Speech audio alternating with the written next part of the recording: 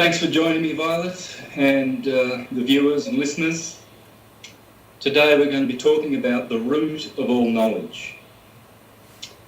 And the root is the key word there, along with knowledge, of course, because knowledge has always been considered important in all cultures at all times. Good, true knowledge. Hence, the scriptures, you will know the truth. Know the truth, and the truth will set you free. Today we're going to talk about how to acquire accurate knowledge, correct knowledge, verifiable, provable, repeatable, scientific, and true. What I have on the whiteboard here is all the information pertaining to the subject of knowledge. And all fields of human wisdom is on this board. Today we're going to learn how the alphabet works, language, how the atom works, how magnetism works, electricity, numbers, and all through one simple field of learning, which is the torus field, the atom. All is atum, the Egyptians would say. All is atum, or atum is the all. And you see, the root of all knowledge, that root word is backwards for TOR. Torus field, root and TOR. And so this is the root, the torus field. In order to know everything, you have to know the torus field. And that's what we're going to do today. And it will be the key to understanding and knowing all things. You won't necessarily know everything in one hit, but you will have the key to penetrate and know all things. This information has been suppressed and persecuted for a few hundred years now, and you will see why, how beneficial this is. This is energy. This is God energy, nature's energy. Today you will know how simple nature is and how simple it works. And this is what science, I call it pseudoscience, this is what they are trying to prevent us from knowing and seeing. Wasn't long ago that the whole world knew this. This is not new, none of it. None of it is new. This is all very, very old, as you will see. I'm just presenting it together as a watchmaker would put all the cogs and gears together to make a watch work. So what we're going to do is we're going to get all the parts, and we're going to draw from all the fields of learning, whether it is quantum physics, whether it is astronomy, mathematics, philology, anthropology, it's all here. And this is how to integrate and syncretize holistically all things, because all things are simple. Nature, God, is simple. It's all pure and simple, as you will see. So before we tackle the whiteboard, I want to show 4 or 5 videos of other people talking about magnetism and the torus field, because first and foremostly we want to have a look at the object of our discussion today, and this torus field. And unfortunately, when people talk about the torus field, they don't talk about its twin. which is the hyperbola. Right, so the torus field would be this bulge, this bubble of magnetic energy coming out of the centre, redshift, energy going back in to the centre, blue shift. And so this hourglass in the centre here, this is the hyperbola. This is Chronos, the timekeeper. It's pulsating, dum dum, dum dum, just like your heart. And this pulse is where all of creation comes from counter space. And it creates this torus field, and the magnetic lines of force are diverging here, and then they converge back to where they came from. And we're going to see that this is provable in a laboratory. So we're going to show a video of David Lapointe, and his video is entitled "The Primer Fields." And we're going to see David's work where he shows in the laboratory how magnetism works and how it has a plane of inertia, which is the other component that many people disregard. As Ken Wheeler says, you can't talk about the torus field without speaking of the hyperbola, which is the inverse of the sphere. This is the sphere, and this is the inverse of the sphere. And the sphere is the inverse of the hyperbola. That bowl, that's the key word. And TOR, for torus field, those are the two twins. You can't talk about the torus without talking about the bull. And this is what I call the Bible, the two bulls. The bull and the torus. Okay? So what you will find is that the bull has to do with blue shift energy. That's what the bowl is in hyperbola, as you will see. And the TOR, which is red, rot, is redshift. And so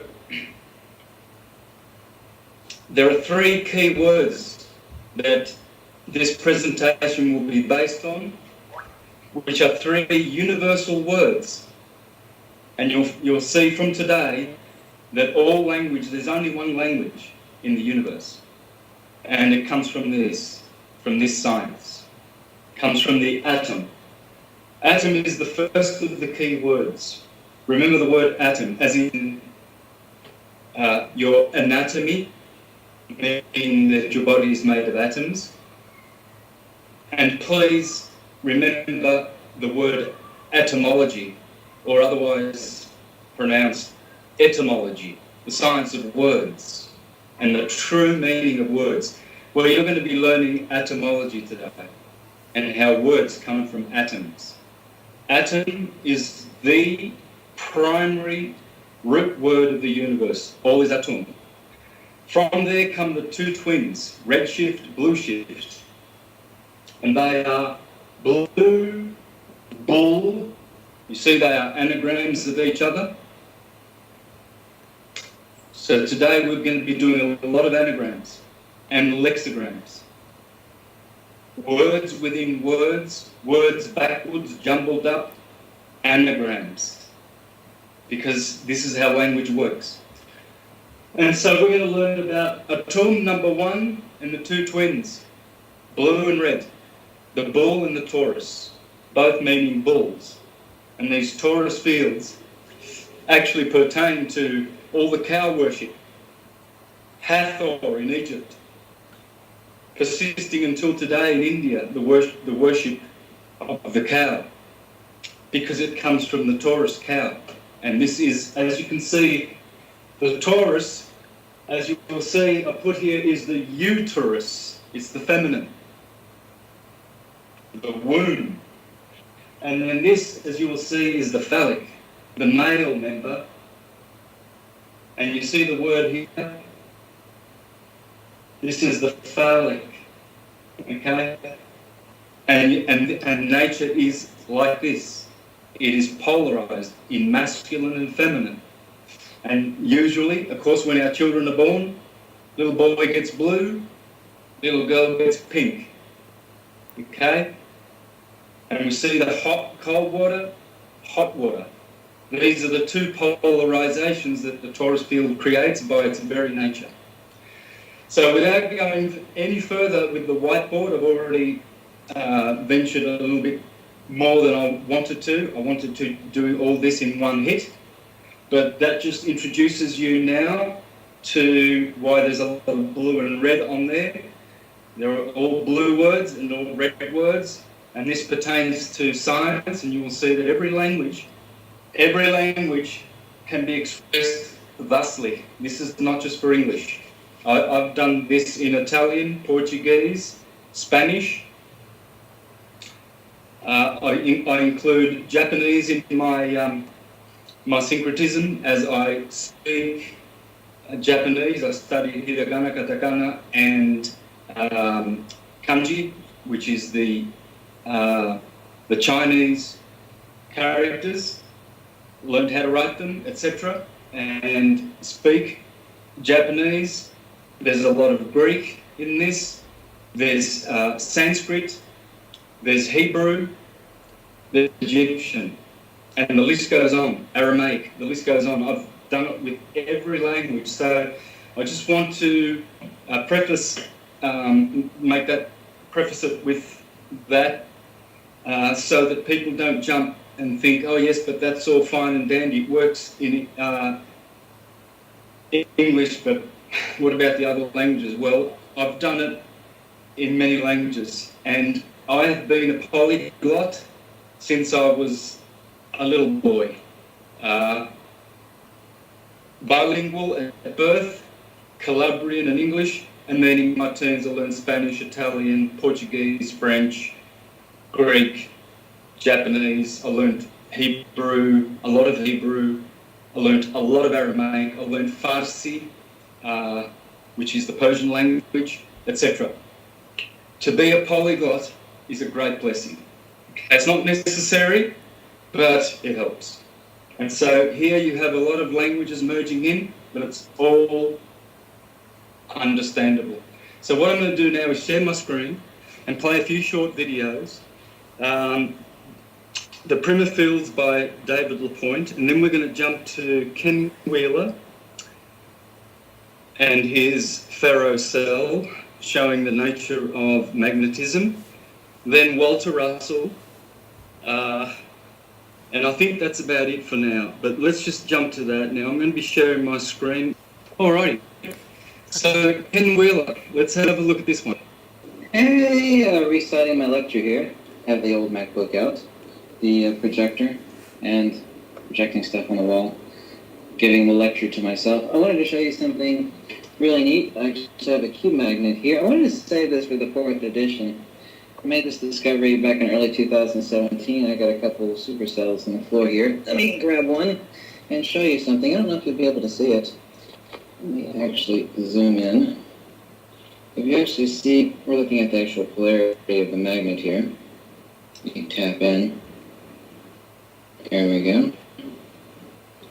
You actually notice the definition on the left pole, which... Okay, what are we looking at? Well, that was the cube magnet. He places a magnetic viewing film over the magnet, and he gets the magnetic field. And as you can see here, these two black holes here, this is the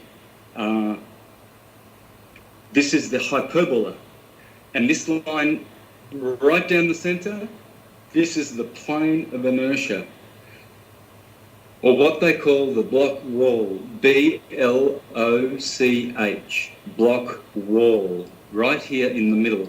This is the plane of inertia. Very important to factor this in always. And then factor in the two poles of the field, which is the hyperbola. Pole, polarity, and hyperbole are the same word. So, as you'll see, P and B are interchangeable. So these are the two poles of the bowl. Now, here, Ken Wheeler is distinguishing between redshift and blue shift. As you can see here, the more defined, compressed area, this is blue shift over here at the ratio of 1 to 5. Over here is 5, and this is redshift. So this video here, I'm not going to play any more of this. Here is the title, Nature's Secrets, Phase Polarity, and the Supercell. And that's in Theoria Epiphasis. Now, there are hundreds of these videos of Ken Wheeler. I urge you to watch them, learn the science of magnetism. It's very, very key and fundamental to everything. And all of these videos will be in the description box below. Okay, moving on. Ken Wheeler again. Let's play this one first. Here we go. From the start. Okay, I'd like to show you something here you've never seen before. I got the ferrocell. This is one that I built, a larger one, and I have a 1-inch ring magnet down here that you can't see. You can see it now as I drop the ferrocell over top of it here. You can see the image form in real time. By the way, this is not a TV image projection device. This is just two optical flats with a smear of ferrofluid and one other agent ringed by LEDs. This black mask is just to keep the light from pouring into whatever camera is filming it. Now you can obviously see this is a ring magnet.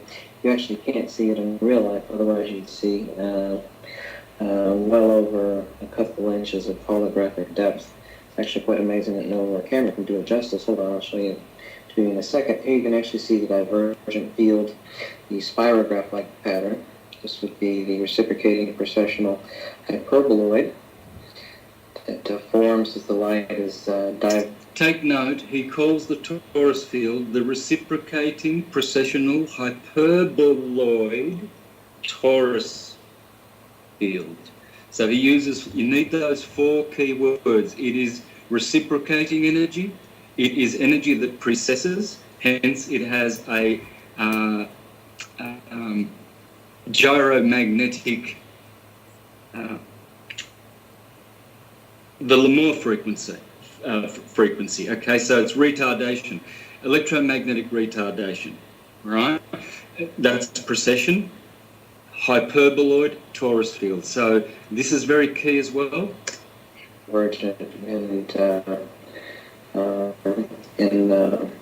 centrifugal divergence and centripetal convergence around the outer periphery of the ring magnet. And of course, we have a double field. Since it's a ring magnet, we actually have the inner field where the actual magnetism, everything follows pressure mediation. Pressure mediation is different than saying water goes down the drain. It's actually reciprocating to a perfect sphere into a counter space at the center of the magnet. On the periphery of the magnet, you can actually see the field. Let me take a more powerful magnet, which is not that much more powerful, but it's a little 3/4 inch cylinder magnet, and right now I'm actually going to bring it under attraction. What you call magnetic attraction is just merely dielectric avoidance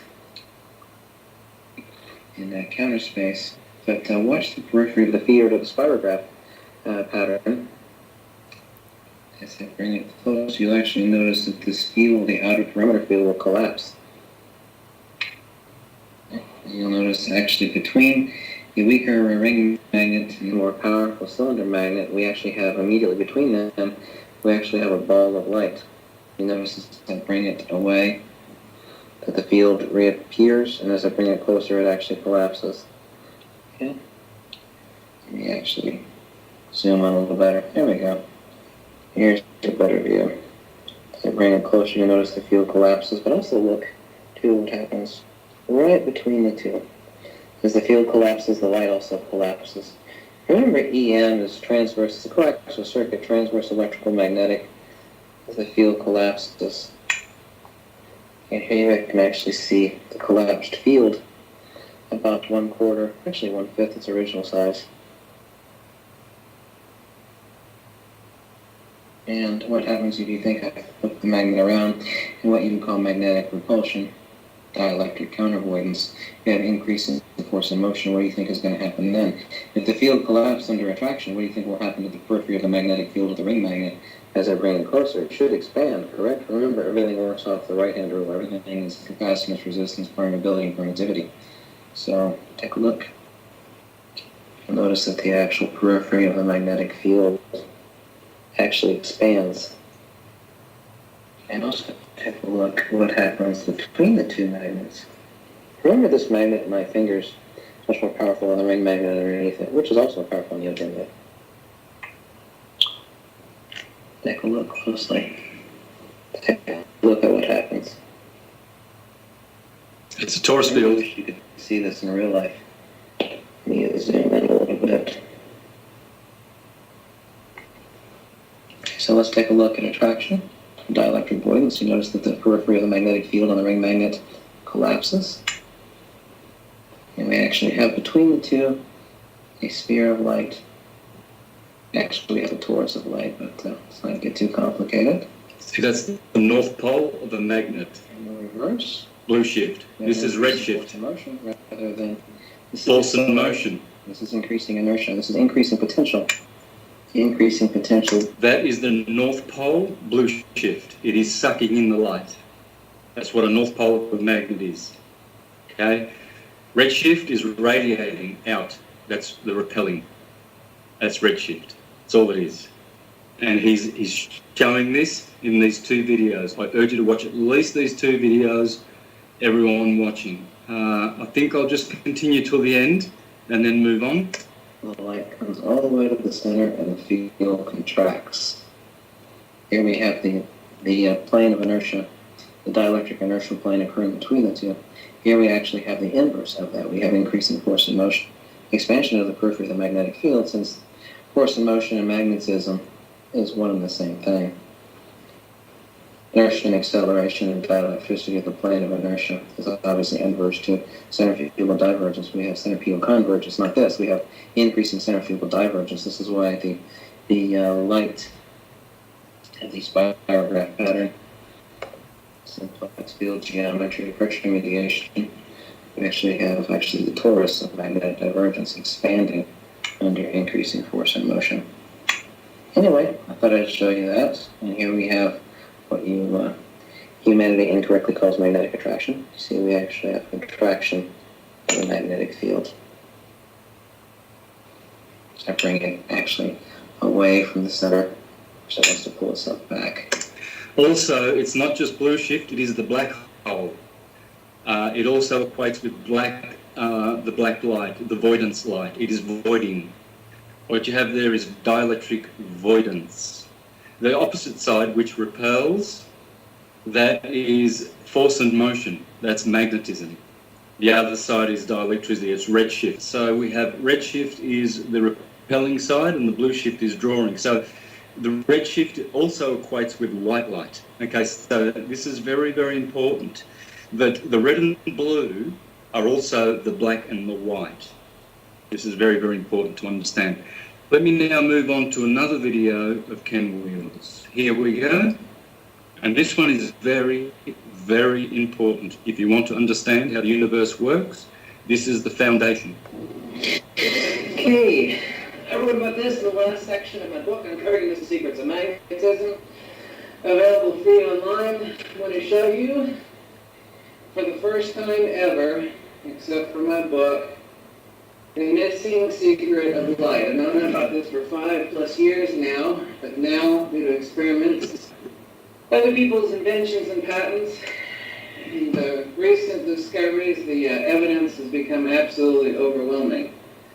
I should have written about this 5 years ago, but you're the first to see it in my book. This is the missing nature of light.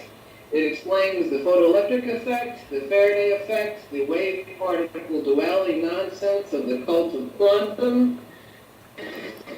This explains everything about light. See, light, remember Oliver Heaviside created the coaxial cable. The missing secret of light is that it is not electromagnetic. It is, but it has a z-axis radial dielectric component. Z-axis radial dielectric component, at which it is pulsed in proportion to the wavelength and the frequency of the light. This is the explanation for the correct observations, the correct calculations, but the wrong conclusions, as is so typical of science. It does experiments and it retests and it retests and gets results, but it draws the wrong conclusions. This explains why light can propagate over immense distances in space and still hold its structure. This explains why magnetism deflects light, because it has a z-axis radial dielectric component. This explains absolutely everything about light. The cult of quantum was bred out of the misunderstanding of light. Light is not electromagnetic, it is dielectro-electromagnetic, or dielectromagnetic. I like to call it dielectromagnetism. You have the idiot Einstein who said, he's actually calling it, this is about 4 years old, this video, he's now calling it magnetodielectricity. Right, so keep that in mind. we are forced with no kind of difficulty. We have two contradictory pictures of reality. Separately, neither pertain nor fully explains light phenomena, but together they do. In other words, what we have is a wave-particle duality here. That was my poor impression of German. Every point, doesn't matter if it's linear polarization or circular polarization, this is the accurate geometry of light. This explains why shorter wavelength, higher frequency light carries more conductivity in the photoelectric effect. The photon is just a misunderstanding of the dielectric pulse and electromagnetism. You can call light quasi-matter. Magnetism deflects dielectricity. Recent inventions and being able to bend light using purely centrifugal magnetic fields, either simplex permanent magnets or electromagnets. Okay, I'll leave it at that. This is a very important video as well. These three of Ken Wheeler. This one's called Video 34, Uncovering the Missing Secrets of Magnetism, The Missing Secret of Light, Part 1. The other one was Nature's Secret. No, we did that one. And this one, Secrets of Magnetism, Inertia Plane of Light. Okay, moving on. Here we have David Lapointe. Now, here is, he has two polarized dumbbells here. One is red, one is blue. Red shift, blue shift. And he's made a torus field in the laboratory. So let's have a look at how this works. This will also display well how the plane of inertia works, which is very important to understanding all things. Other tech should begin by the summer of 2013. But there is other technology based on this new theory that has already been in the testing phase for over 6 years. Results so far have been amazing, and this product will be announced in the first quarter of 2013. But that's for later. For now, let's get back to how these fields work to confine matter. Here we see how the plasma spins and flows. In upcoming sections of this video series, we will examine this flow in more detail and its relationship to the spokes in the rings of Saturn and the solar wind. Here you can see the plane of inertia. It's a disk. It's a flat disk. This is how all galaxies, this is how all worlds, this is how all atoms are. They all have this plane of inertia, this halo disk. And this is in the middle is where matter is condensed. Okay?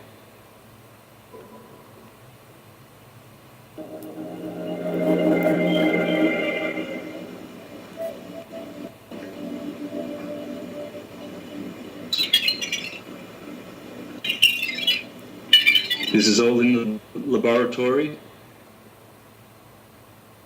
Then we will take a look at how these bowl-shaped magnetic field emitters cause both magnetized and non-magnetized balls to form the amazing arrays shown here.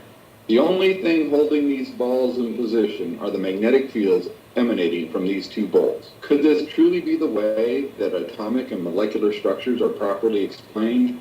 I believe so. Let's take a look at the forces at work in the nucleus area of these bowl-shaped magnetic fields.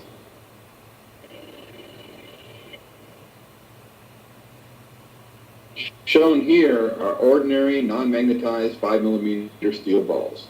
These bowl-shaped magnetic fields induce a magnetic field into each steel ball, which causes them to repel each other while at the same time keeping the balls structured together. So this mysterious force not only causes the steel balls to become packed tightly together, but it also keeps them apart. It does this while at the same time forming a geometrically balanced pattern, just as we find within atoms and molecules. Notice the vibration in all of the steel balls as each new ball is added to the nucleus area. What we see at work here is what I believe would truly be defined as the strong force. Well, looky here, if that's not the flower of life, 1 surrounded by 6, surrounded by 1, 2, 3, 4, 5, 6, 7, 8, 9, 10, 11, 12. Now this is a disk in the middle of the plane of inertia. Then we will take a look at some incredible cutting-edge research from scientists at IBM. This is an atomic force microscope image of the actual structure within a nanographene molecule.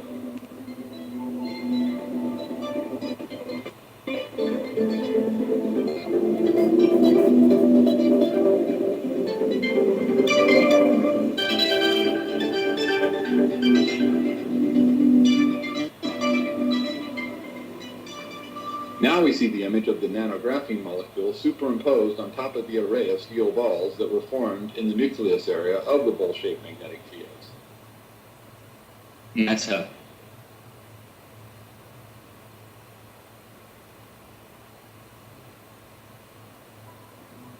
We see a torus field, a hyperbola. The steel balls are supported by a sheet of clear acrylic, which does not come in contact with the magnetic bowls at all. Therefore, it is only the magnetic fields of the red and blue bowls which are responsible for the shape of the patterns we observe here.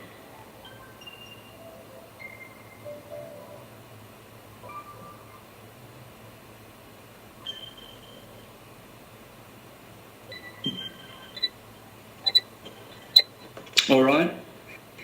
Primer fields, part 1, international version. So again, David Lapointe there. Walter Russell speaks about the cube in counter space. Now his theory is that this vortex shape in nature is bounded by invisible cubes in counter space. Projected through each other developed two opposed pressures. The outward direction divides its potential by expanding it radially.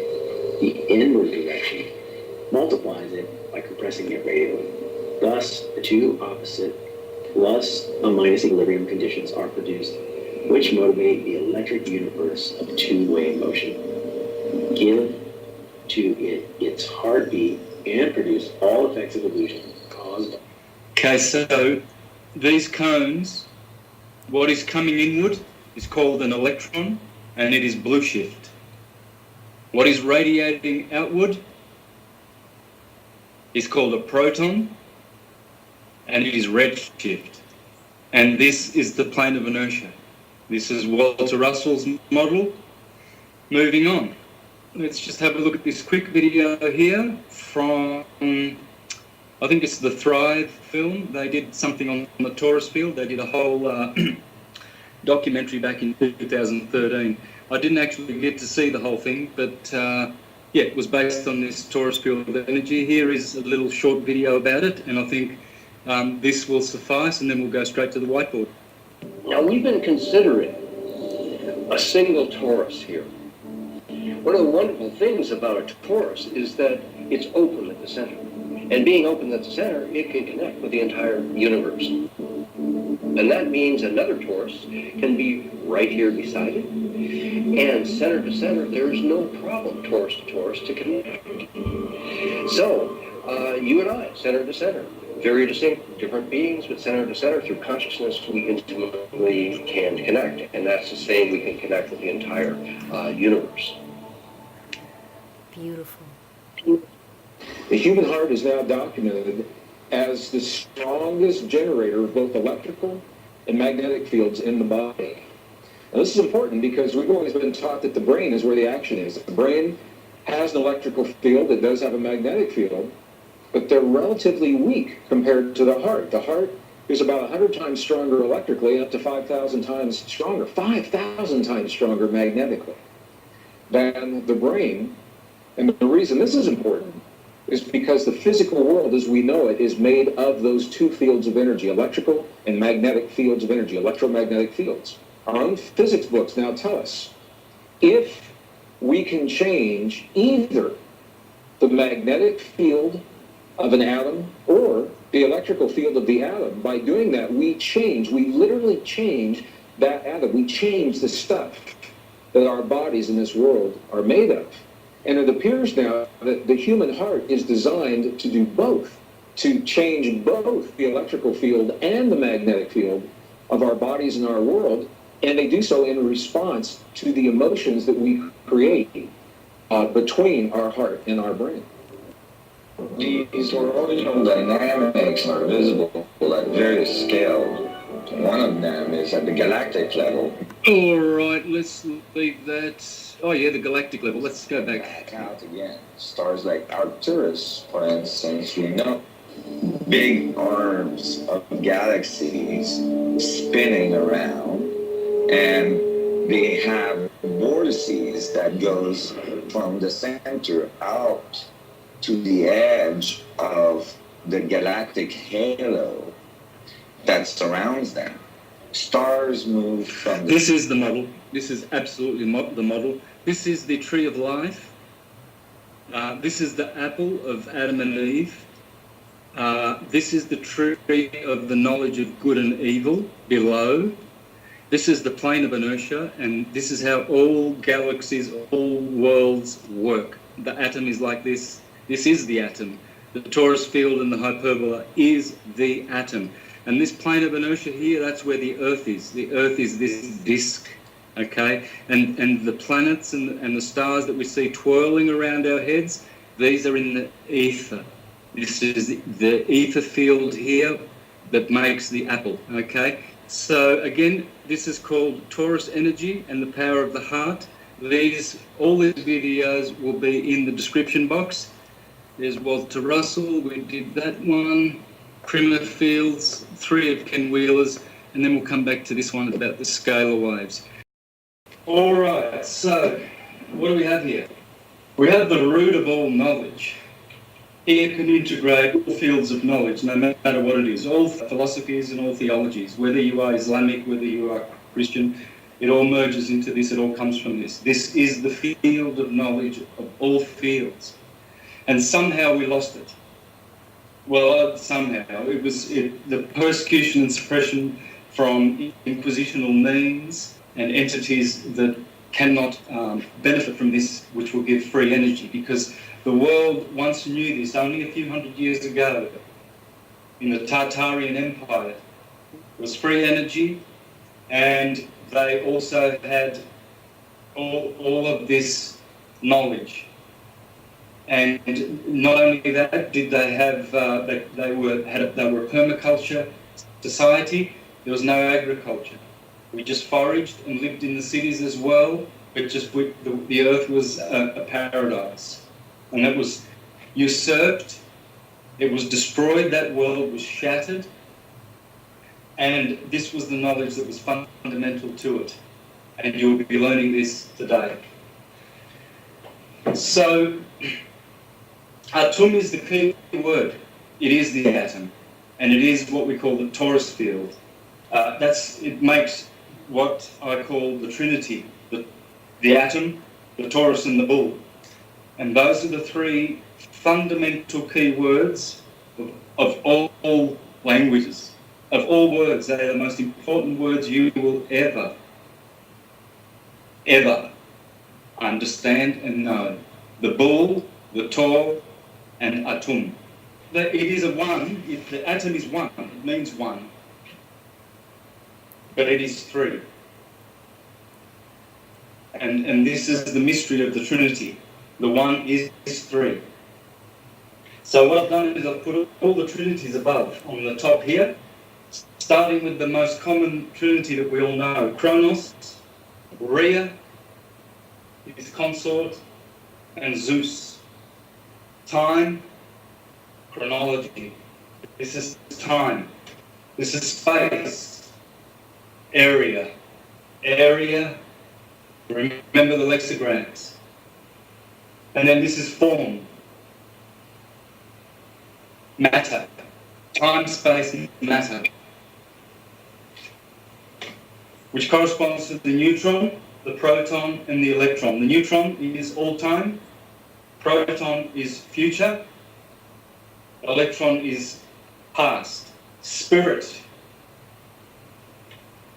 Rhea actually means soul in Sanskrit.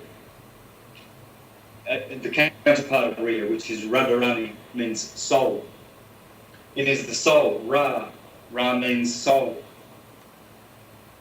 Is Ra-El.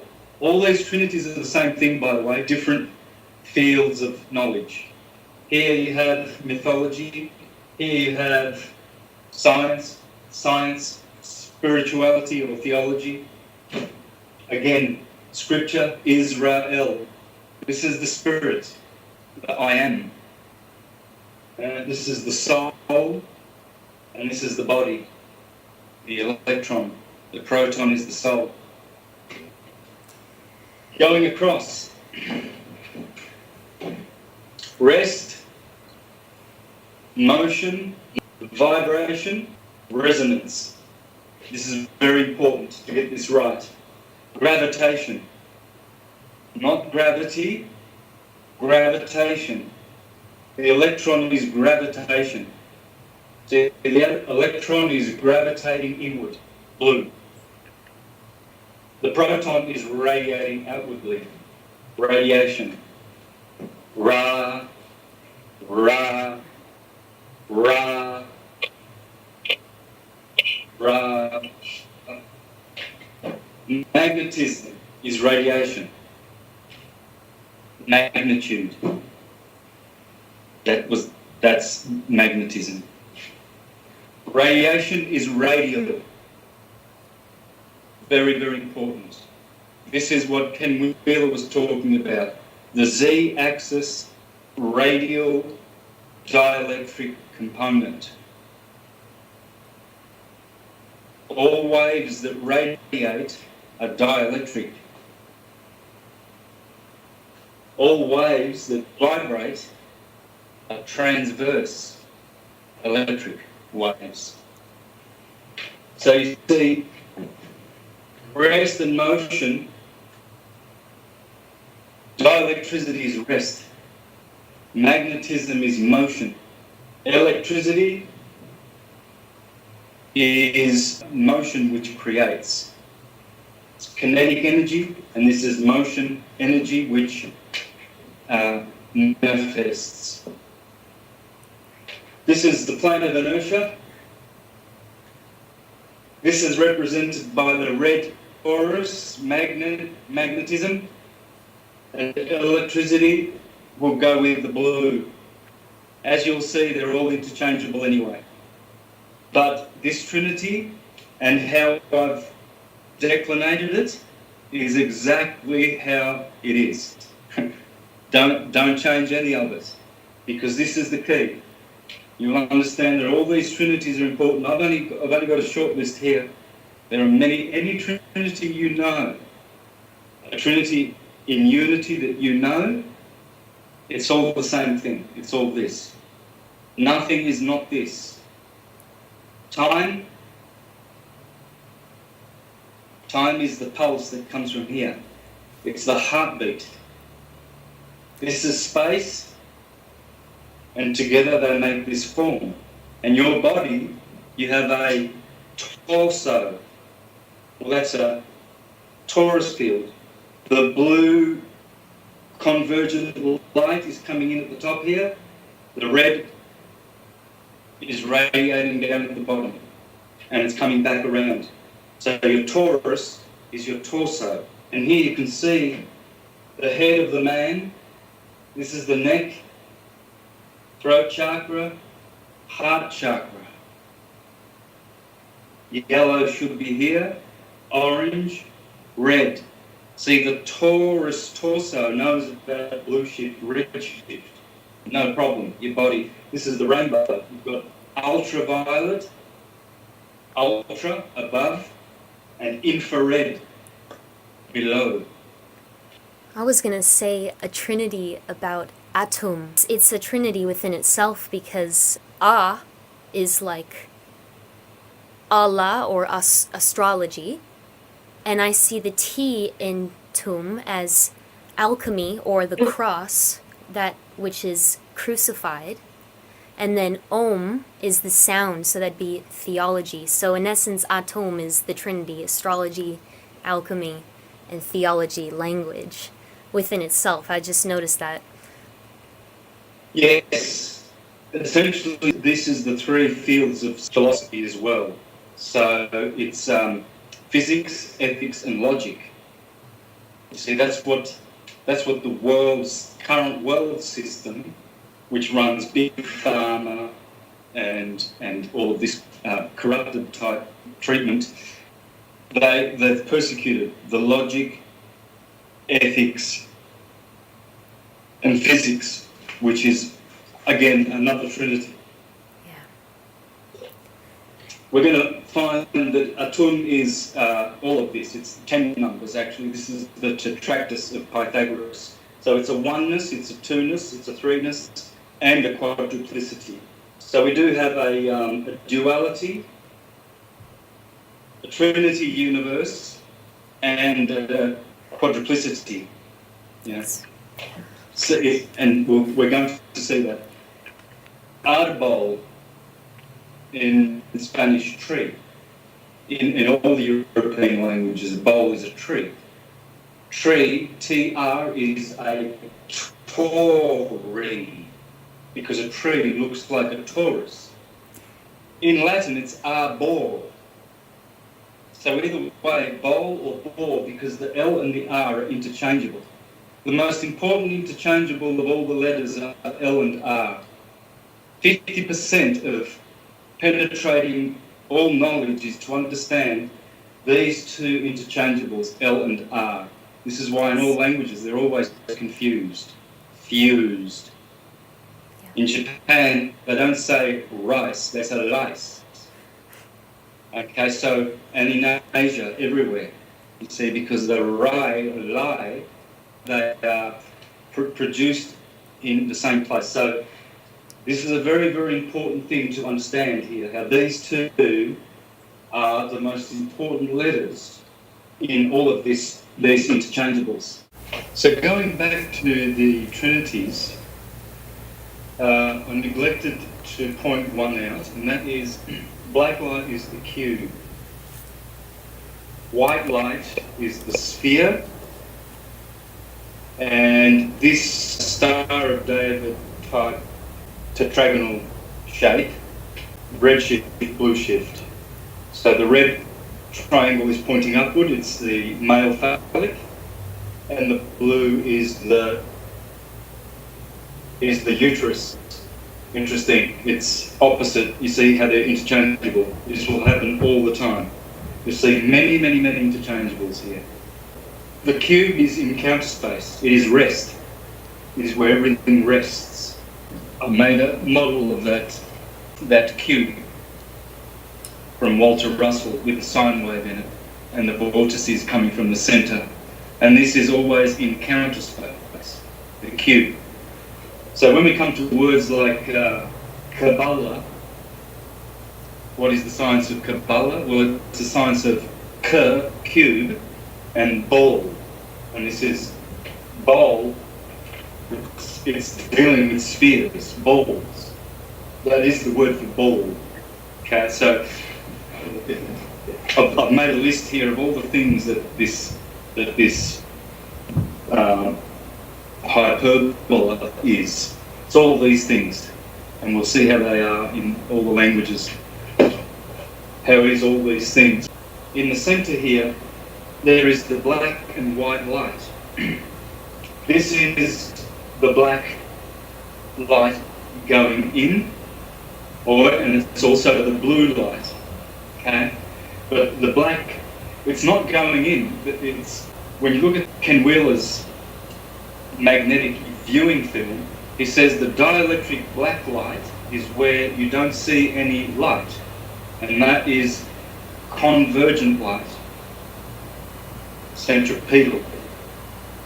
Whereas the white light you see in his ferrocell, that's magnetic white light, force and motion, and that is centrifugal and divergent, and that's here.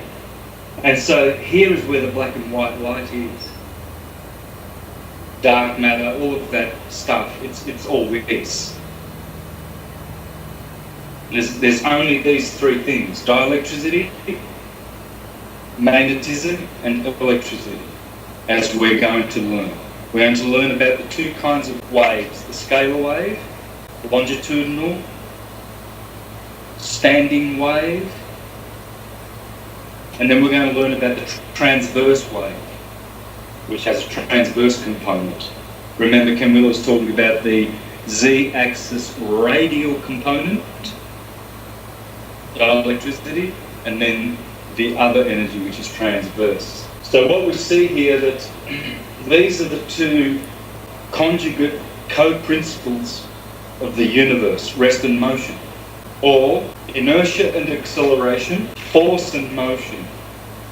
According to Ken Wheeler, inertia and acceleration, force and motion, the two conjugate co-principles of the universe. They're very important to start nice and slowly and understanding these fundamental things. This is the black and white yin and yang. The red and blue yin and yang,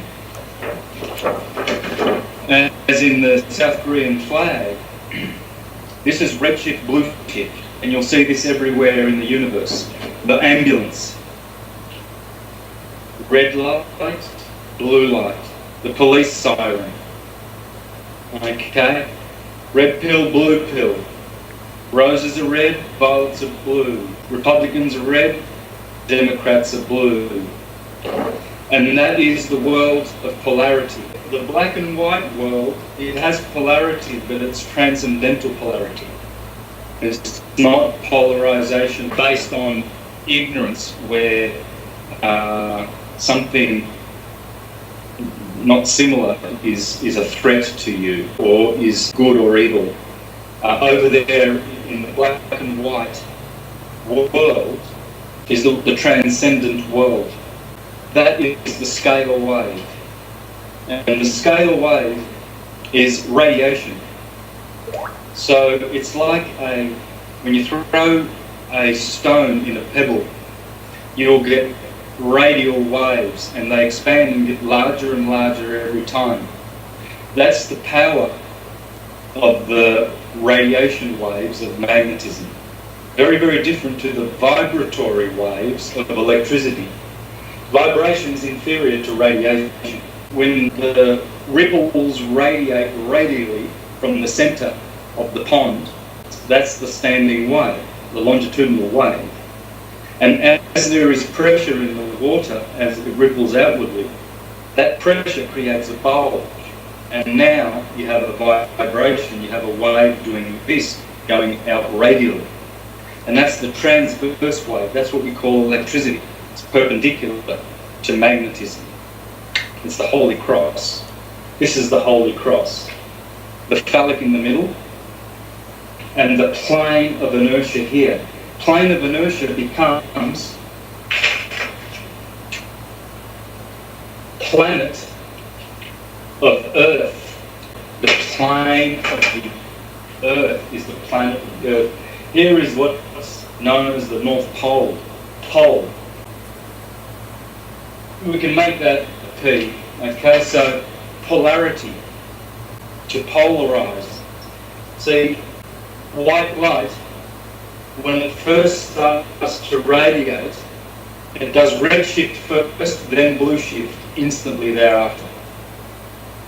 And so it radiates outward first. Redshift is always first. The first colour is red from white, and then blue, then green.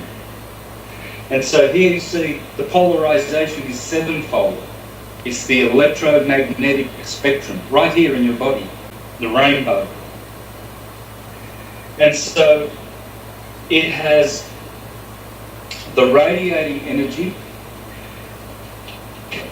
Redshift is always bigger than the blue. The blue is more compressed. It's compressing here.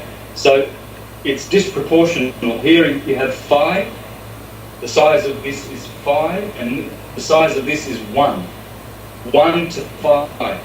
So it's like a pear-shaped, a little chubby at the bottom. It's also like an egg or a pine cone. Blue shift is always the small portion. Red shift is always larger wave, longer wave. See, I've put a cross here. 4. This is called the 4-petaled chakra, the base chakra. 4 is the number of death. Shi in Japanese, death, shinda. Because 4 is foundation, and that's Malkuth. The heart chakra, this has 12 petals.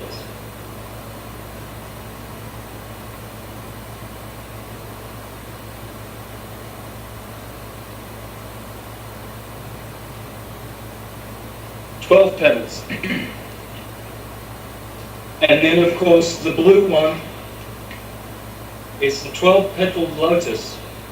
Now most people will not know this about the chakras because they think this is some kind of a new age, weird sort of a invention by some crazy people. No, it's not. Red has that power of 4.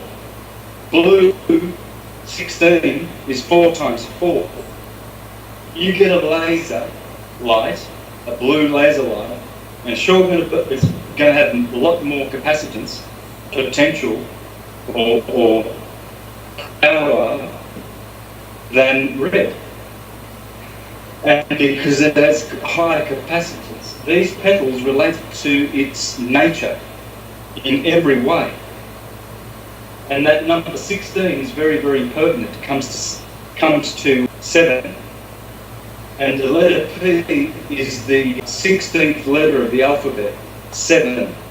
The letter P, polarization, means to polarize in 7. This is the perfect polarity, 7. But it is also a polarity of 2. Red shift, blue shift. What we have, bol is blue. Tor is rot, red. This energy here, blue, is left turning, blue shift, centripetal, convergent. Left turning, blue shift, centripetal, convergent. Gravitation. Gravitation, radiation. Walter Russell speaks about these two co-eternal principles of the universe. Here you have fusion, here you have fission. So hydrogen goes toward fusion, whereas your heavy metals, plutonium, uranium, go towards fission because they have to radiate and break off. Whereas hydrogen has to fuse with other elements and make helium, and that's why you have a hydrogen bomb and the uranium bomb at both ends of the spectrum. One is fusing, one is in fission. And here we have charge, negative electricity. Here you have discharge, positive electricity. Right turning, redshift, divergent, centrifugal. Right turning, redshift, divergent, centrifugal. Blue is left turning. It's very, very important. One of the most important things that you can ever understand at this point is that blue electron is left turning and compressing, compacting. Red light is right turning. The R and the R go together. The L and the left in the blue go together as well. The two letters L and R, those sacred interchangeables. L is the 12th letter, R is the 18th letter. 6 plus 6, 6 plus 6 plus 6. R, red, rage, radiate is the number 666, the letter R. What you have fundamentally is the colour and the way they turn go together. Red is right, blue is left. Now this is, I can base this on science and we'll have a look at that later on in the PowerPoint presentation. I just want to get through all these words and bring them across in a way as to harmonise them. So what we have here, the torus, you'll find in many, many parts. In anatomy is the torso. In the Bible is the Torah. The tarot. It's the word for rotating. Rotating magnetic field. In the Bible, the name of God in Deuteronomy 32 verse 4, it calls God the rock. And the word in Hebrew is Tur. T-U-R. This is Tor. Jupiter. Jupiter Zeus. Tor is another name for Jupiter and for Zeus. It's the Nordic, Celtic name, Tor. So, and that's this. It is Tor. It's that part of the Trinity. And so that's where in the book of Job 38:32, God talks to Job and says, do you know the Mazzaroth? Sir is the same word as in star. Star is tor, tar. Remember, all the vowels are interchangeable. So a star is a tor. See? It's a storm. Torpedo. You'll see the word in things that turn. Tornado. So this is the eye of the bull. The bull's eye. The eye of the storm. Storm. Turning. Torque. Torsion. Tension. They're all the same words. It all comes from this. All words come from this. All words. So you see, the rod is backward for door, because it's the portal. It's the doorway. And the bowl becomes pole, becomes portal, because the R and the L become, the R and the L are interchangeable. So that becomes a portal, a door. Either way, you use the hyperbola or the torus, you still come to the word door. That's why it's all interchangeable, as you will see. There's many, many interchangeables on this board. There's an infinite number, and you'll make your own after you're inspired by this. By the way, I wanted to make another connection before I proceed. Chronos is Saturn. Sat becomes Set. Set becomes Seth. TH. Seth becomes Seth. PH. So this is Joseph. Maria is Maria. In the Nordic, Freya, Maitreya. That's Maria. Joseph and Mary. Jupiter Zeus, that's Jesus. Always bear that in mind, please, because you're going to have an infinite amount of proofs that this is so. And it's the only way to understand all things. You must understand that the Greek philosophy is one and the same as the Jewish and Christian. They're all the same. They're all this. The division has occurred because monotheistic powers have taken over, appropriated the buildings of Christianity and churches. They've brought about an antichrist false Christianity, which is satanic, and it's persecuting this knowledge. This is Christian knowledge. It's Islamic knowledge as well. It's very important to make those connections. Here we have the B and the T. Now, B is for 2. It's the second letter of the alphabet, every alphabet. So, again, Bible, the 2 bulls. Bi meaning 2. As in the word biscuit, twice cooked. Bisexual, 2 sexes. So, Beth, in Hebrew, the letter B, means both. So here you have the B telling you about polarity of the letter B, 2, and the letter P, 7. And here you have the letter T, which is the 20th letter of the alphabet, which reduces down to 2.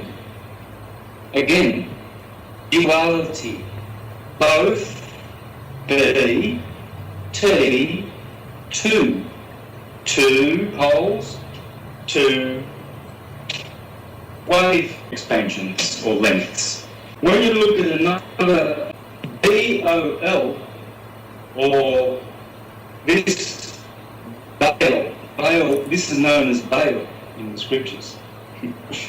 Because all of these words, this is also a Jabulon. Jah is the Jupiter, the torus field. The bull is the eye of the bull, the hyperbole. And on is atom. Alright? Atom, M and N being interchangeable. And so are T and D interchangeable. So atom becomes Adam. This is Adam and Cadmon. What we have there is, it's the tree. In Proto-Celtic, abal means apple. Apal. This is the apple. See the apple?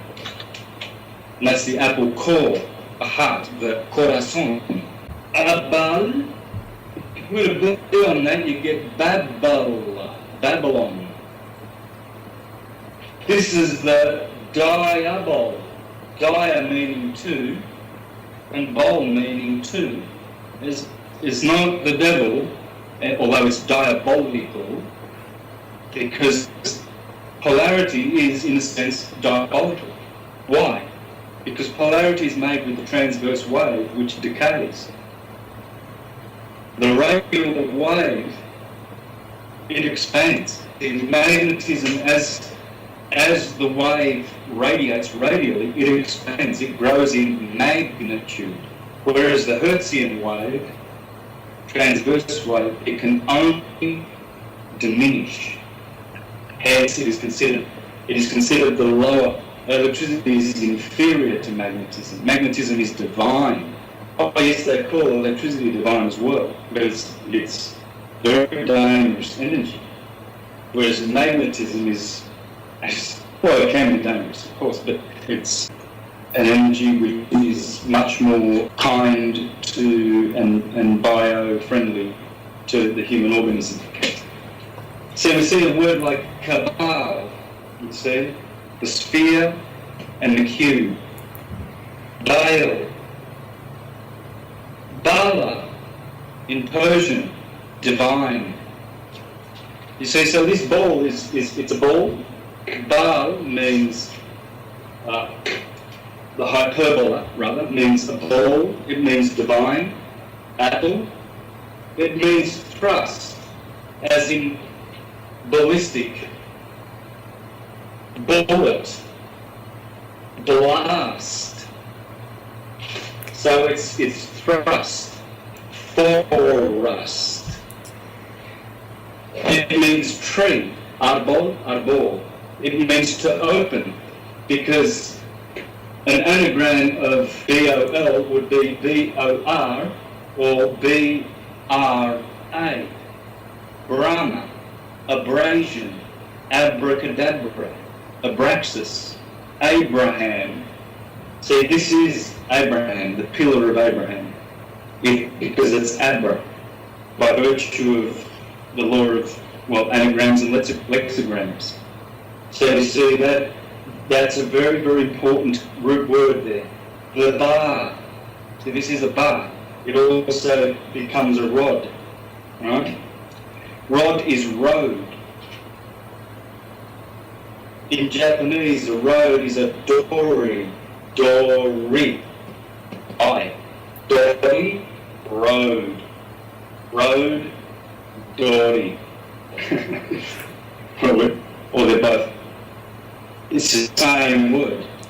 So you see, they go, those very letters produce that vibration of that word. So this is the torus side of the energy, which it would be the radiating red light. And it's always much more expanded than the blue at the rate of 1 to 5, and phi is 1.618. Okay, so that's the ratio in your finger. That's the ratio in your arm. That's the ratio in all your body, and it's a golden ratio. So going back to this Baal, that comes to 16. 2, 1, 1, and 12 makes 16. You see, Baal, bowl, blue, 16. Whether you use the P root or the B root. Okay, it's going to bring you to 16. Over here we have 2. Now, it's very interesting because atom means 1, the unit. So if you take the A away from there and put it to the back, you have Thomas. Thomas means twin. So atom means unit, but tum means twin. And that goes for all these other words. Adam, Adon, Aten, Dom, Dominus, the Lord, Aden, Atan. All these are the same word. Adam is atum. And Adam means red. Funny about that.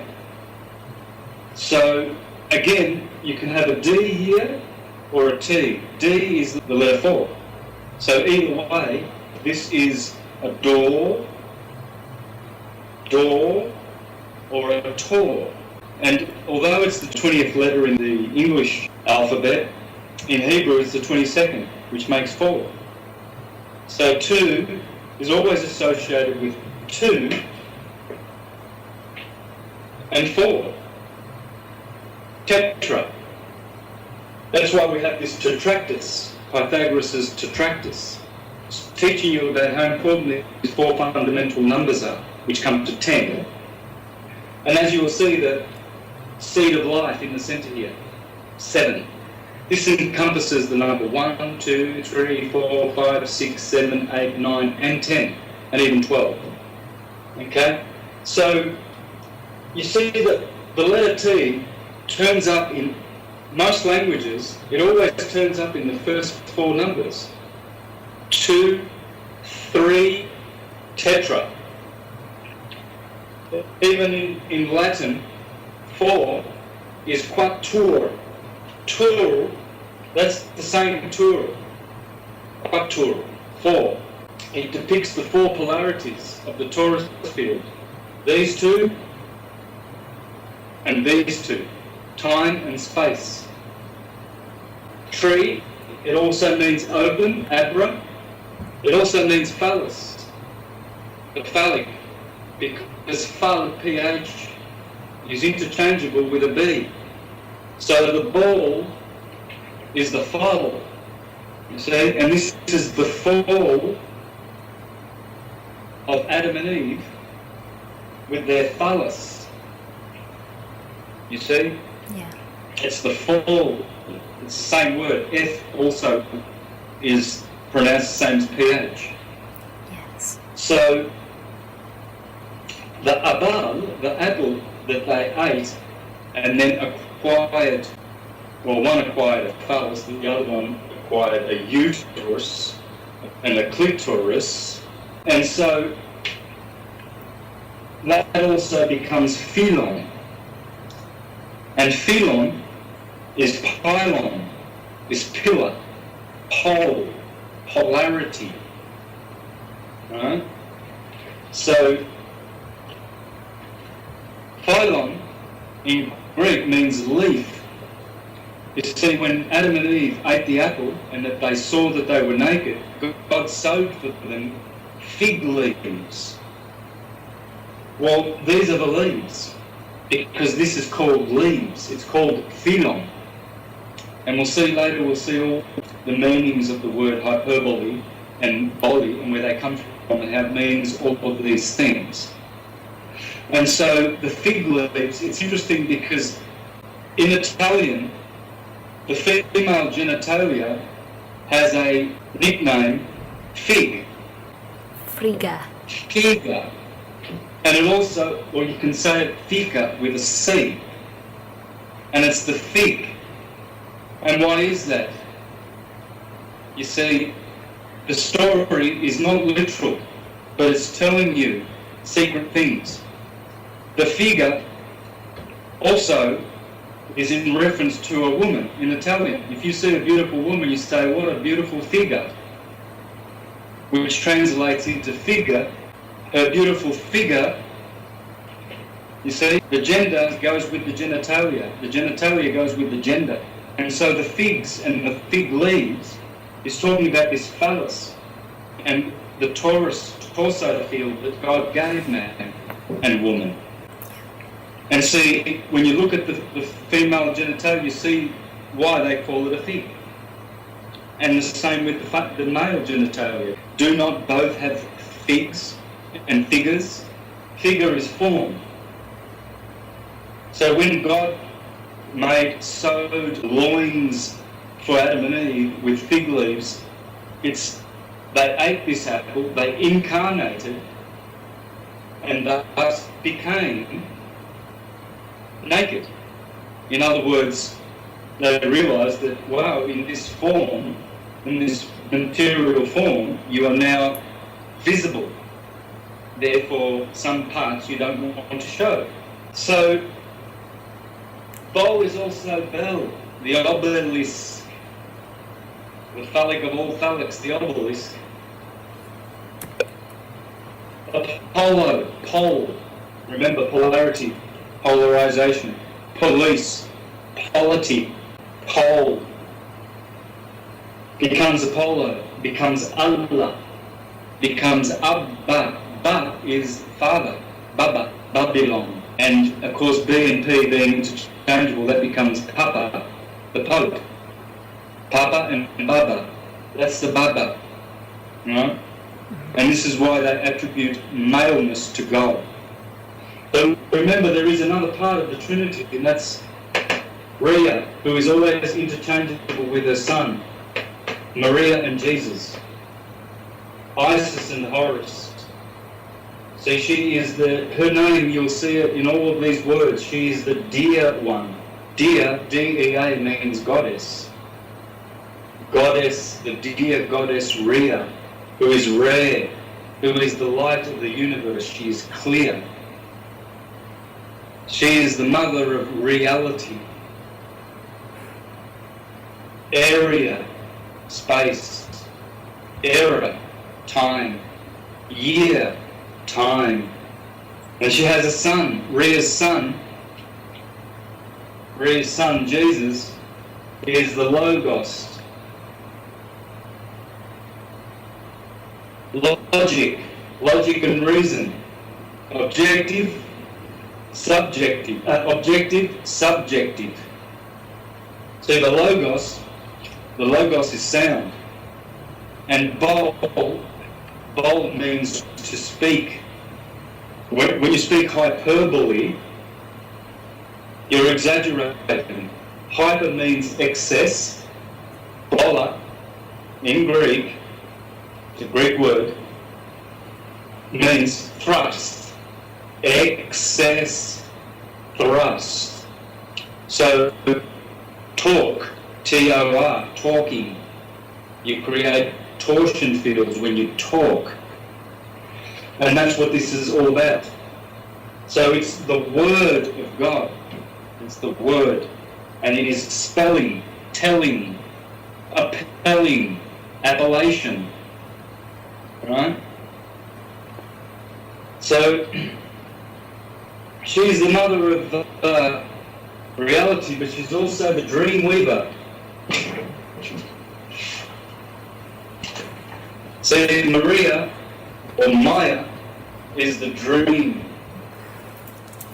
It's the illusion. See, because this is like an illusion. The real life is in here. We are really existing here. Unconditioned. Here we have conditions, 7 conditions, 7 levels of consciousness. We've been polarized. Okay? So here we are unconditioned. So this is like a dream. And we exist here in counter space, in transcendence, in the supernatural. It's like, how can you liken it? Like a computer. You reboot your computer in the morning, and there's your screen, mountains with rivers and lakes, but they are not taking up any space on your computer. All the data that makes that beautiful vision on your computer, all of that is in counter space. It's not spatial. It's just information, it's just data. It's binary codes, binary. It's all 1s and 2s.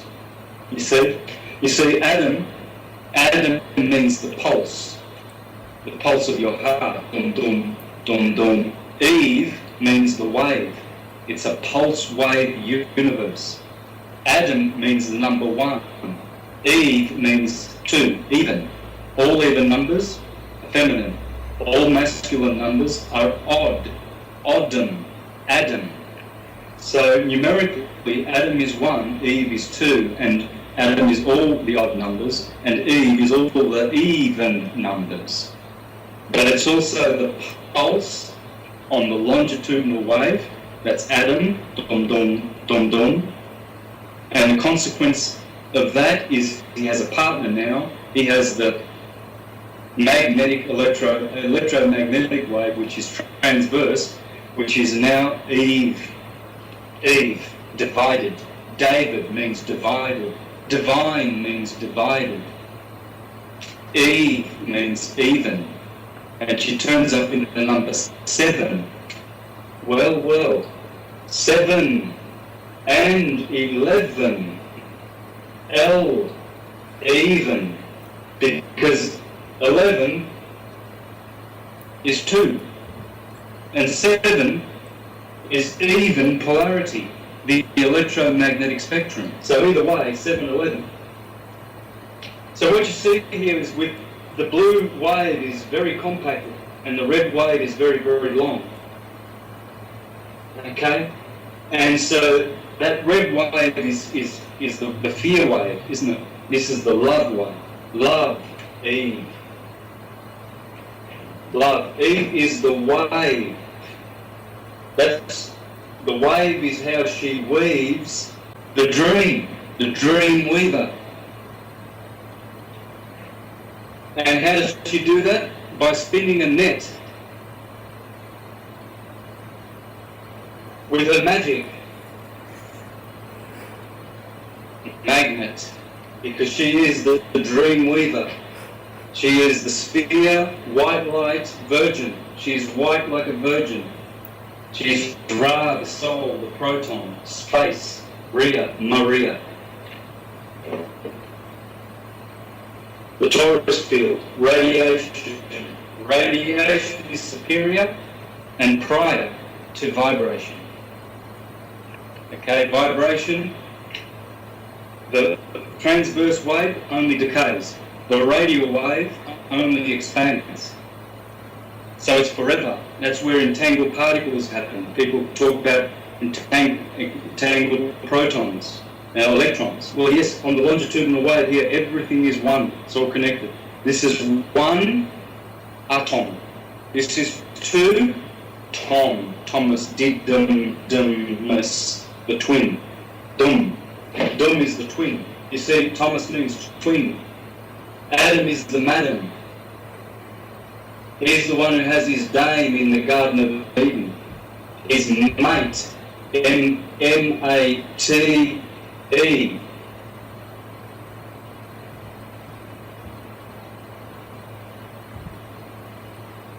So, the root of all knowledge, the TOR, K-N, knowledge, is the same as carnal. Carnal. See, when Adam got to know Eve, they had Cain. Wait a minute, the Bible says Adam knew Eve and they begat Cain. They begat Cain. So how is it when you know? See, knowledge and carnal are the same thing. When you eat of the tree of the knowledge of good and evil, this part of the tree, you're coming into the world. When you eat of the tree of life, you're going back into the black. Here's the white light coming out, radiating. Here is the black light resting. Yeah. Charge, discharge. So, you see here the red and blue shift makes 6 points. 6 is sex. In Latin, that's the word for 6, because it's this. It's the interchange of forces. When the cube and the sphere interact, when that ripple happens, then all the other shapes come about in matter, with all the interference waves. You see? And that's sex. And here is the phallic, the obelisk, Baal, Diabol, Jezebel, Belial, Balaam. It's all this. Babylon.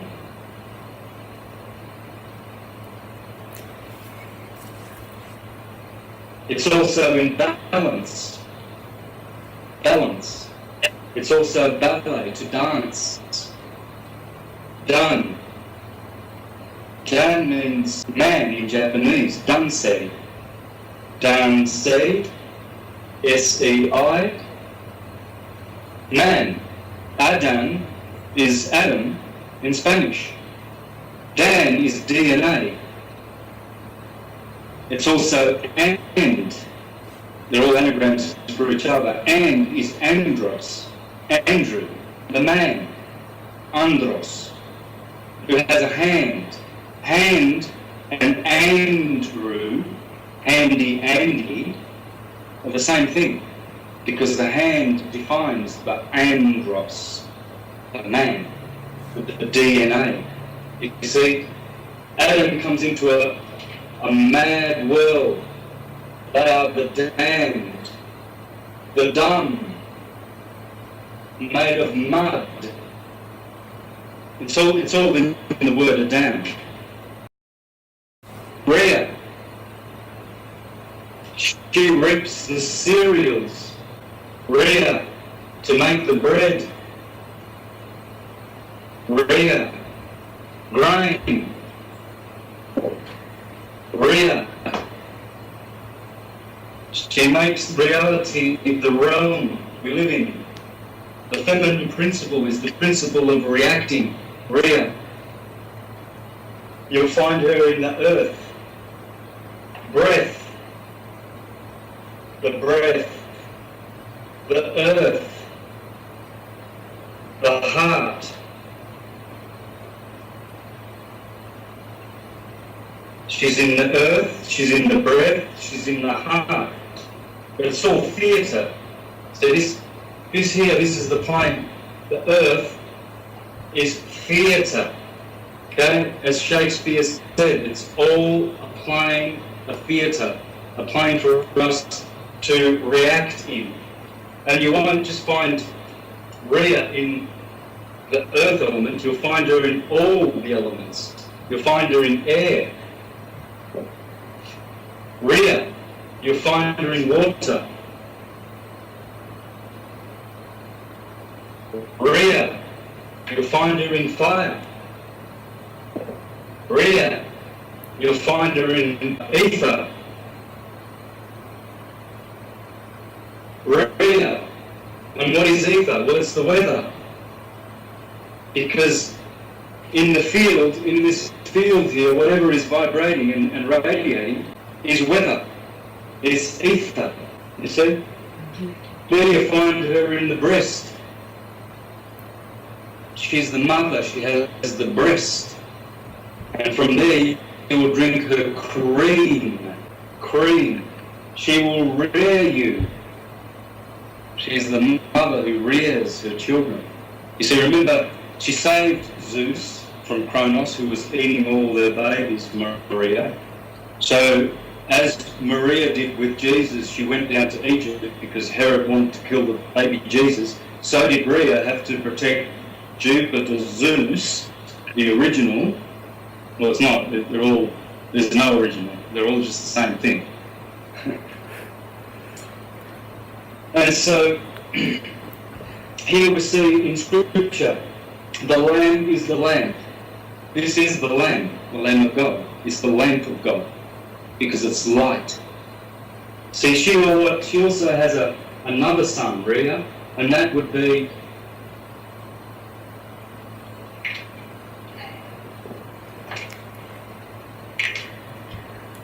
resonance. Resonance.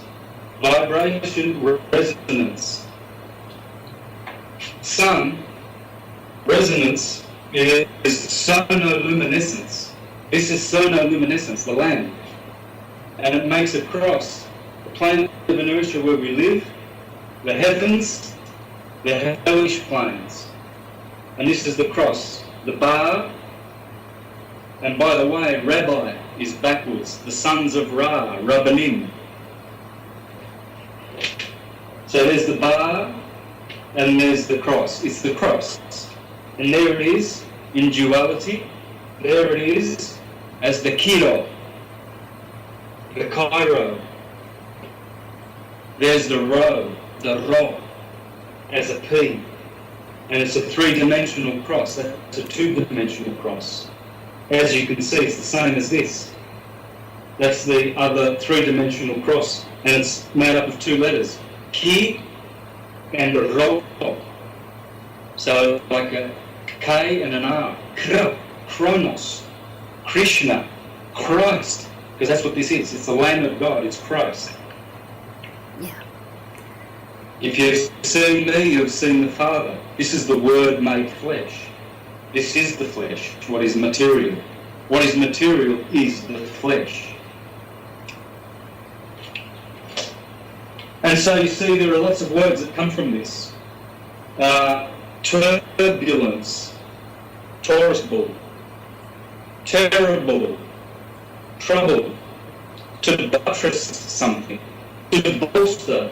See the star there? To bolster. This is the bolstering. A boulder. It's called the rock. Remember? Surah means the rock. This is the rock. This is the rock star. It makes stars.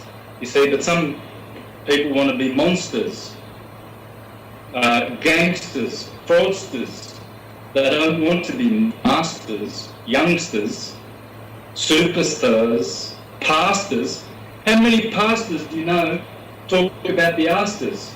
That's funny. Why would you TOR? Why would you hide astrology from people when you claim to be a pastor from the stars? A minister. Want to be a minister or a monster? I'd rather be a master. But either way, you will be a star. Whether you want to be a rock star or a fraudster, you will be a star, sister. Battle. There's another word. Bull torus. To battle. Travel. Travel. Remember these numbers. Tree comes from Tori. This is the pillar of truth. Torus. The pillar of trust. Thrust. That's all Taurus words. They're all red Taurus words. To bolster. To be ballistic. A bullet. There you go, torpedo. A ballistic torpedo. Again, bull tor. So when you're speaking hyperbole, you're speaking bull, aren't you? Well, that's the bullshit that you're talking, if you're talking hyperbolistically.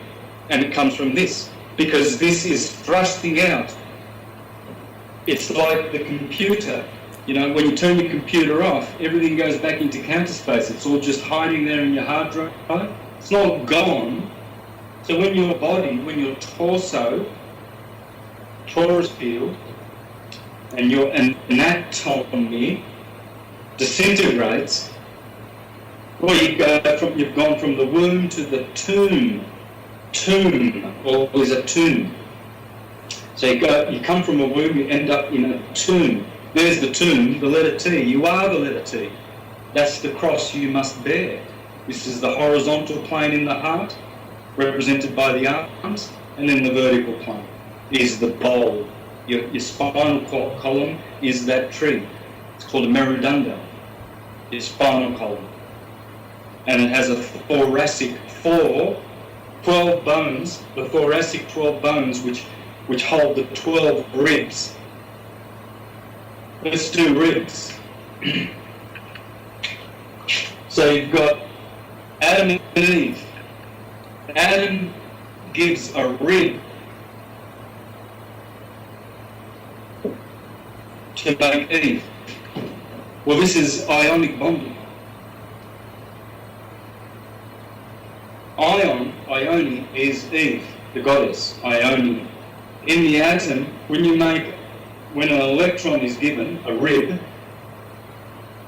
it makes another atom. Now, Adam has even a partner, and that's called ionic bonding. Positive ion, negative ion. And the rib is the deoxyribonucleic, deoxyribone, ribbon. That's the rib. The RNA, the DNA. So what happens now is you have an isotope when electrons are exchanged. Isotope is ISIS type. All the words in atomic language, they're all in the Bible, they're the same words. So you see that the DNA was carried from one atom to another atom, and that's how it works, by virtue of the rib. You see? And then you get, and then Eve comes into life, she eats the apple, and realises she's naked, so she gets a fig. And so does Adam. We've got a pair of figs. So, what we see here is that this Trinity is all that exists, and how the universe works. It's quite simple. It has this resting energy, and from the same point where it goes to rest, it comes out. It's a loop. Whole becomes loop. It's just looping around. Alright, so, and I'll just finish this off, which I didn't do. Bellicose. Bellicose means to be warmongering, belligerent. Bel, the god of war, Baal. Oh, belief, Bel. It also means beautiful, bello in Italian. Bella, oh, che bella figa. What a beautiful fig. The woman. Yeah, she has, every man wants, and every woman likes to see a good figure, yeah? Bell. Blue. Ball means blue. Means time, ballad, balance. Symbol. Symbols. This is the symbol. Here is Aries. Here is Taurus. Pisces. Do you think astrologers knew something thousands and thousands of years ago? Do you think they knew about the plane of inertia, the hyperbole, and the torus field? Check out Virgo. Check out Gemini. Two pillars. Gemini, the twins. Remember, Thomas means twin. Adam is a madam. He's got his dame, his damsel. He's got a damsel in distress in the garden, who, because of the number 2, even, she divided the world. But she also doubled. 2 is doubling. So all the symbols come from this. All the letters, all the numbers. This is the oneness. From here comes everything. Can you pull up the scripture there, please? Hebrews 11:3, please, and read that. TOR, TOR, tyrant, tyranny. PUL, pulse. This is PUL, the hypulsar, the hyperbola. Got the scripture? Yeah. By faith we understand that the universe was formed at God's command, so that what is seen was not made out of what was visible. Okay. So what is seen is made out of what is not seen.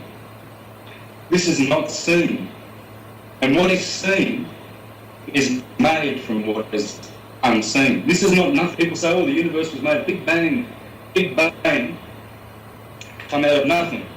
No, it came out of all potential. From this pulse, polarity, pulse. This is the scalar wave. This is the transverse wave. So, oval, love, L-O-V, God is love. The bowl means love. Live, laugh, they're all the same word. They're all interchangeable, they all come from light. To be able,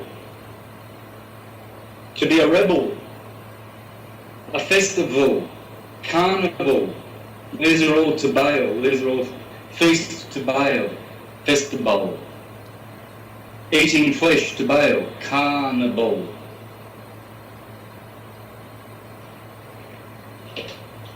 So we've got left turning, blue shift, centripetal convergent, charge, negative charge, electricity, gravitation. Not gravity, gravitation. Big difference. Right turning, red shift, divergent, centrifugal, discharging, radiating. Before we go to the PowerPoint presentation, just quickly to finish off, we just go back to Ken Wheeler's wave, how he explained the pulses, the z-axis radial dielectric component, and how it interacts. How many words do we use with bull in them? Stable and table. Isn't it funny that they've both got bull in them? A table is stable because it has 4 tetra legs. So of course the bull is going to turn up in a table, and something that is stable, and something that is able and viable. You see, Rhea is in the breast, but she's also in the word to break, to dread, to fear. Oh yes, she will treat you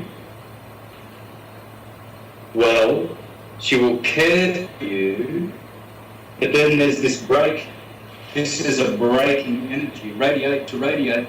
You see, let's do the wave. By the way, Tubal Cain, Abel, Cain's brother. Tubal, Cain, means the one working at his forge. That's the forge. This is the potter. The potter is Peter, Jupiter. St. Paul, St. Peter, is the longitudinal wave is pulsating, you see? Yeah. And so as the stone is thrown in the water, it makes a ripple. And that ripple, that wave just keeps it growing and growing. You see, so Yeah. here, from here to here is very small. And now it will grow at the rate of 1.618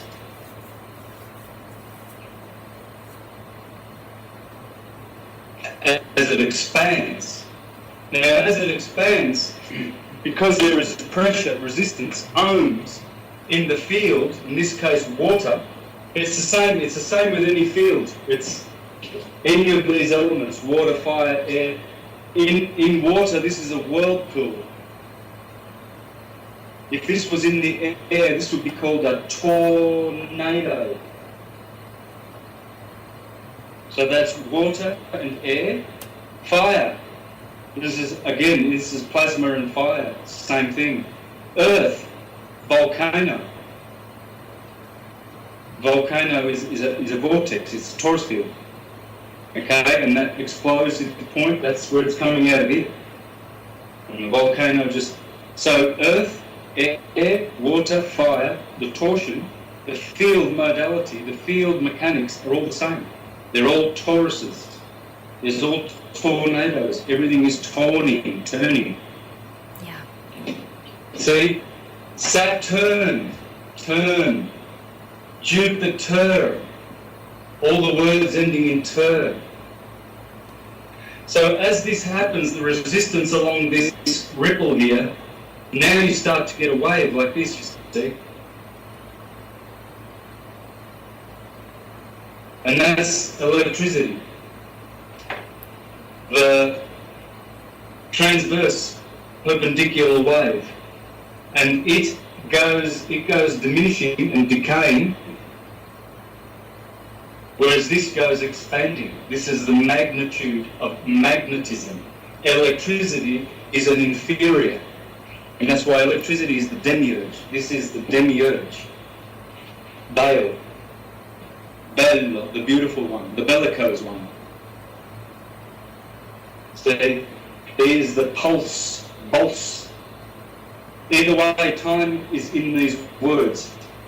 Tom is time. Timmy and Tommy are the same word. Here you get Belus, the god of the belly. Here you get Tammuz, the god of the tummy. Those who worship the belly and the tummy are condemned. Why? Because they're in the dream of Rhea. This is, for them, it's a dream. It's like they turn the computer on, up comes the image, then they turn it off, it's gone. That's what your life is like. You acquire a torso from the womb, you do a few things in 60, 70 years of life, you die of old age, and you go back to the tomb. Well, does that mean you're gone forever? When you turn your computer off, do you lose all your files? Can you... Oh no, I turned the computer off. Oh, all that data's gone into counter space. I hope that the disk recorded it properly. Well, that's the same with us. Our soul is here, eternal, unconditioned, unlimited, unqualified. Here is conditioned. It's qualified. So we've come out and we've tasted the apple like Snow White and like Eve, and they were poisoned by this apple. That's the flesh, because the transverse wave decays. Our body is made of electrical transverse waves. And it's going to get old and decay because the waves, they just don't propagate perfectly. These waves here, radiating waves, vibratory waves from electricity, gravitation, the electron gravitating, going inward.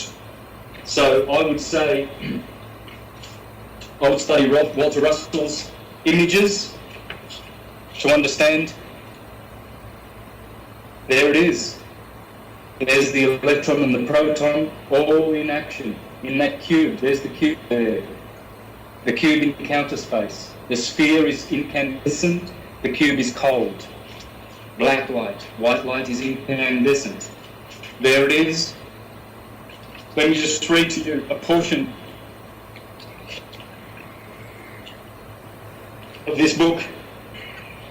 All matter is electric. Electricity conditions all matter under the measured control of one magnetic light, which forever balances the two electrically divided, conditioned lights of matter and space. Oh, please pay attention to those words. Here's some more beautiful words. A new concept of the universe. Walter Russell. This wave universe is divided into wave fields. Each wave field is an electric battery which is forever being charged by the centripetal polarizing power of gravitation and discharged by the centrifugal depolarizing power of radiation. This process is a manifestation of the life, death, growth, decay principle which is ever present in every effect of motion in nature, without exception. Together they constitute the electric action-reaction sequences without which there would be no universe. It is not true to nature, therefore, to say that either heat, cold, compression, expansion, or any other expression of motion is energy. If the power to cause motion is in the balanced state of rest, it necessarily follows that energy is in the stillness of rest and not in motion, which is effect of cause. The mind of the Creator is the fulcrum from which the wave lever of mind thinking extends to express the energy of creative mind. Thought waves cannot therefore be energy which cause them to become thought waves. All motion starts from a point of rest, seeks a point of rest, and returns in the reverse motion to its starting point of rest. Test this fact by throwing a ball in the air, breathing in and out, pulling a chain, or walking. Do you want to add anything to that? I did. You had the 4 at the bottom where TOR was. The glyph in astrology for Jupiter looks like a 4. And the bottom half, the red part, is the 4th house in astrology. And the 4th house is associated with Cancer, where Jupiter exalts. And it's 4. So the 4th house, TOR, Jupiter, Cancer down there. And then, of course, the blue shift Saturn would be like the blue shift at the top, which would associate with the 10th house. And that's the... King. Yeah. The 4, and you see that the letter T can be expressed as a two-ness. So you have 2 lines. Here you have 3 lines for 3. And then it can also be like a cross representing 4. So you see that the T is there everywhere, all right? And especially always in the first 4 numbers. So what you see, look at the word 2, which is dot, also with a D, okay? And the word doable, double. See, the Pope makes the papal bull, Congress makes the congressional bill. This is the pill, blue pill, red pill. Yeah. It's the pill, the hard pill to swallow, the bull's eye. The 4th house in astrology is also associated with endings. You said that the number 4 is associated with death, which is the red shift. And then, of course, having Saturn, the 10th house at the top, is also associated with the 4 because he's the Kaaba, he's the cube, the black cube on the top. It's the difference between looking at the houses in the astrology and the signs. There's a flip. Yeah, So there is, exactly. So the phi ratio, again, the word ratio, rate, heart rate. Rate is an anagram of heart. Ratio. All these words, they all come into play. Tan, what is tangible. You say, this makes what is tangible. This demiurge, this is not Almighty God. This is not the prime creator. This is Lucifer, Satan, Jesus, Satan, Horus, Set. This is duality. They're not